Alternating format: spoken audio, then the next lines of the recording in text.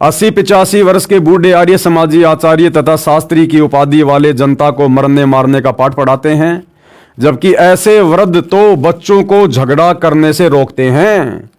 देखो, सतलोक आश्रम वाले शिक्षा दे रहे हैं उन ज्ञानहीन आर्य समाजी आचार्यों को कि आचार्यों ने तो जनता को अच्छा पाठ पढ़ाना चाहिए, और इन आचार्यों ने जनता के हाथों में डंडे देकर उनको लड़ना झगड़ना सिखाया। अरे भैया, 2014 के बरवाला कांड में क्या पाकिस्तान के लोगों ने आकर भोले भाले भक्तों को काले कपड़े पहनकर कमांडो बनाकर पुलिस वालों से लड़ने झगड़ने के लिए तैयार किया था?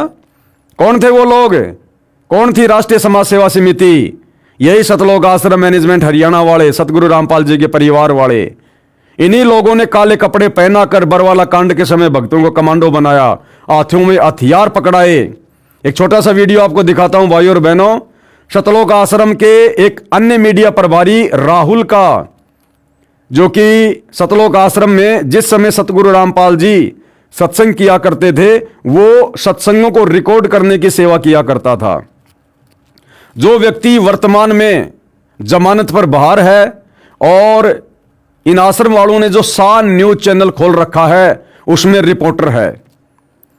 इस व्यक्ति ने सरेआम बरवाला कांड के समय मीडिया के प्रश्नों का जवाब देते हुए कहा, जब मीडिया वालों ने कहा कि भैया ये इस प्रकार से जो तुमने कमांडो खड़े कर रखे हैं भक्तों को हाथों में हथियार देके, ये इस प्रकार से बीमार बाबा की तबीयत को कैसे ठीक करेंगे? अरे बाबा अगर बीमार है तो उसके लिए तो भक्तों ने हाथ जोड़ के भगवान से प्रार्थना करनी चाहिए, और भगत तो गुंडे बन के खड़े हुए हैं यहां पर। तो वो व्यक्ति राहुल कहता है कि ये जितने भी व्यक्ति हैं जो डंडे लेकर खड़े हैं काले कपड़े पहनकर, ये संत रामपाल जी के भगत नहीं है, ये राष्ट्रीय समाज सेवा समिति के सदस्य हैं। अरे तो राष्ट्रीय समाज सेवा समिति कोई पाकिस्तान की थी क्या? तुम आश्रम वालों ने तो आश्रम के भक्तों को काले कपड़े पहनाकर खड़ा किया था। 2010 में सतलोक आश्रम में सतगुरु रामपाल जी के दोनों बेटों ने, उनके भाई ने तो ये संगठन खड़ा किया था, और कह रहा कि ये जितने भी लोग हैं इनके हाथों में पहले भी हथियार नहीं थे, पहले भी इनके हाथों में डंडे थे। तो डंडे भक्तों के हाथों में शोभा देते हैं क्या? डंडा हथियार नहीं होता क्या? डंडा तुम्हारे सर पर मार दिया जाए तो वो काम नहीं करेगा क्या? और कह रहा है कि ये देखिए संत रामपाल जी के भगत नहीं है, ये राष्ट्रीय समाज सेवा समिति के सदस्य हैं। अरे भैया, जो संत रामपाल जी का भगत ही नहीं था, फिर ऐसे लोगों को तुमने कमांडो क्यों बनाया? ऐसे लोगों को तुमने कमांडो बनाकर क्यों वहां पर खड़ा किया? भाई विचार करने की बात है।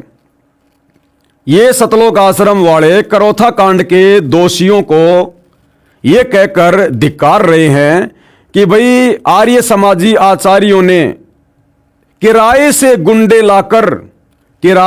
गुंडे लाकर करोथा कांड में आश्रम पर आक्रमण करवाया।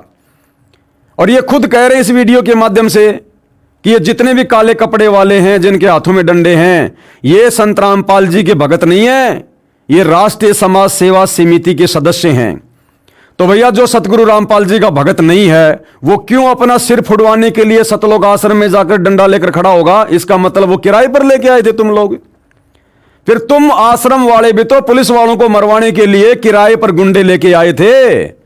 एक बार ये वीडियो देख लो भाई और बहनों, इनकी सारी काली करतूतें सामने आ जाएंगी, देखिएगा।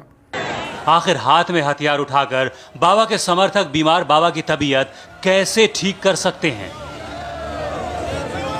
पहले इनके पास हथियार था, अब डंडा क्यों?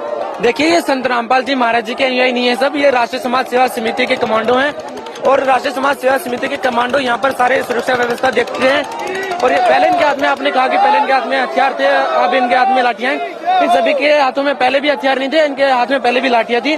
और ये यहाँ पर जो भी कोई अभद्र व्यवहार ना हो, किसी प्रकार का, किसी भी प्रकार का कोई अफरा तफरी का माहौल ना हो, इस तरह से इन्होंने लाठी डंडे यहाँ पर हाथ में।